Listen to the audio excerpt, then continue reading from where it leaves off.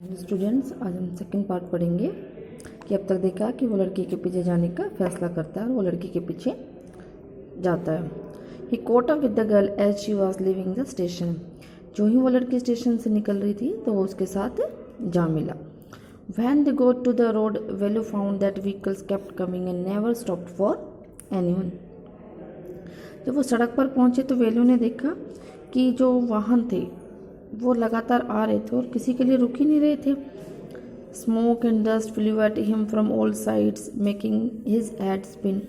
अब चारों ओर से धुआं और धूल उसके ऊपर आ रही थी जिससे उसका सिर जो है वो चकराने लगा। Velu kept hesitating, sorry they had to wait for a long time before they could find a gap to run through. अब देखो, उन्हें सड़क पार करने के लिए जो गैप होता है ना, गाड़ियों के बीच में जगह होती है तभी आप रोड पार कर सकते हो, उसके लिए उन्हें काफ़ी देर तक इंतज़ार करना पड़ा। Velu kept hesitating and the girl finally dragged him to the other side. अब वेलू तो हिचकिचाता रहा क्योंकि उसने कभी इतनी सारी गाड़ियाँ भी नहीं देखी थी, इस तरह इतने बड़े शहर में कभी आया नहीं था, तो रोड पार करते हुए उसको बहुत ही हिचक हो रही थी और आखिरकार लड़की उसको घसीट करके दूसरी तरफ ले गई, मतलब खींच करके ले गई। देखो इस पर दिखाया हुआ भी है। What do you think you are doing grazing cows, तुम्हें क्या लगता है कि तुम क्या कर रहे हो, क्या करने जा रहे हो तुम? गाय चराने? कि इस तरह से खड़े रहोगे तो गाय चराओगे, इस तरह से गाय चराने जा रहे हो तुम? If you stand around in the middle of the road like that you will be chutney. अगर तुम सड़क पे इस तरह खड़े रहोगे ना, साधनों के बीच में, वाहन के बीच में, अगर तुम सड़क के बीच में खड़े रहोगे तो तुम्हें क्या बन जाएगी? चटनी बन जाएगी तुम्हारी, यानी कि वो जो गाड़ी है वो तुम्हारी चटनी बना देगी। Velu's heart was still beating fast. अब वेलू का हृदय अब तक जोर से धड़क रहा था। He looked back at central station and the traffic speeding by. अब उसने पीछे मुड़कर सेंट्रल स्टेशन को और बहुत तेज गति से जाने वाले वाहनों को देखा। How had they manage to come through that, वो उस साधनों के बीच से कैसे आए?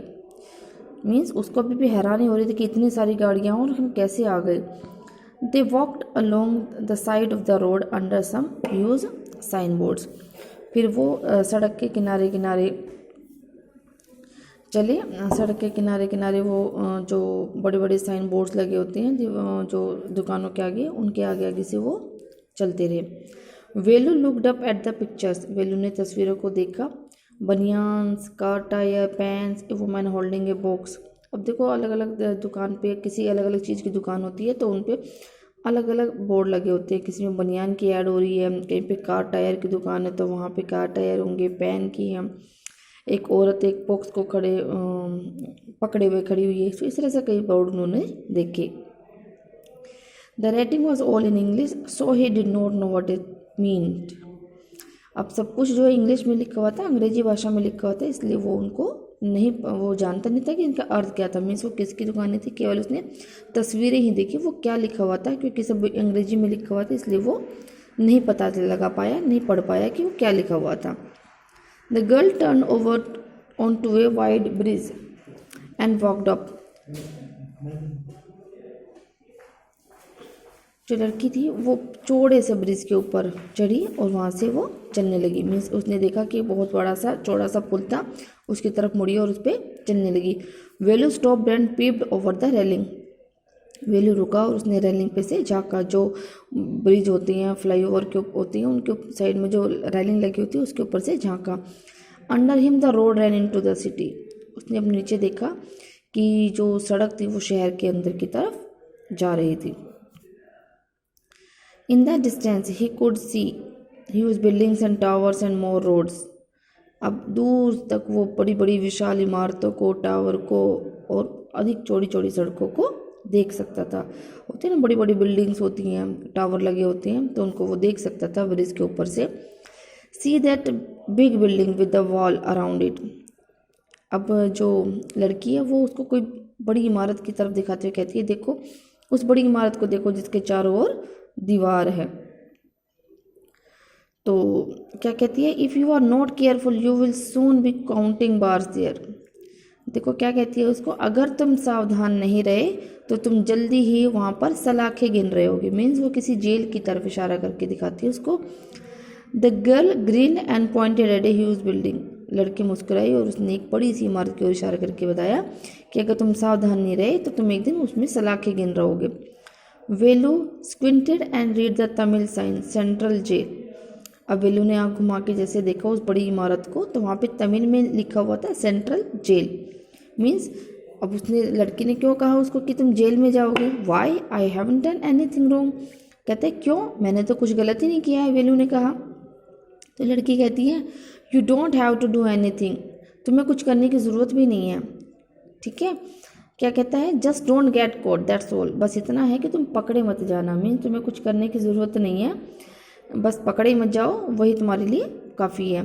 क्योंकि जो बच्चे घर से भाग आते हैं वो उनको किसी ना किसी तरह से पुलिस भी उनको पकड़ लेती है, तो इसलिए उसको लगता है कि कहीं चोरी के मामले में कहीं तुम पकड़े ना जाओ, बस तुम सावधान रहना। What does she mean, Velu wondered. Velu हैरान हुआ इसका क्या अर्थ था, क्या कहना चाहती थी। Meanwhile the girl was already heading down the bridge with the sack on her shoulder. जबकि जो लड़की थी वो ब्रिज के ऊपर अपने जो कंधे पर बोरे रखकर चली जा रही थी, आगे बढ़ रही थी। वट वॉज इन इट, इसमें क्या था। He had seen her putting plastic cups into at it the station. उसने उसे इसमें प्लास्टिक के कप, स्टेशन पर प्लास्टिक के कप्स वगैरह डालते हुए देखा था। What are you carrying in that bag, तुम इस बैग में क्या ले जा रही हो। थिंग्स, बोटल्स, पेपर, वो कहती है कुछ चीज़ें हैं, बोतल हैं और कुछ कागज़ वगैरह। Velu wonder that she was doing what she was doing with them, but he felt shy to ask any more questions. वेलू हैरान था कि वो इनका क्या करेगी, इनके साथ में भी बोटल्स उठा रही है, कप उठा रही है, प्लास्टिक की वेस्ट चीज़ों से वो क्या करेगी। लेकिन अब उसको ना और अधिक प्रश्न पूछने में शर्म आई, क्योंकि वो लड़की से कुछ भी पूछ रहा था तो उसको ये लग रहा था कि वो बोले जा रहा था, इसलिए उसको और अधिक प्रश्न पूछने में थोड़ा हिचक महसूस हुई और उसने और कुछ बात उससे नहीं पूछी। ठीक है बेटा, तो यहाँ तक आप इसको पढ़ें, इससे नेक्स्ट हम कल पढ़ेंगे।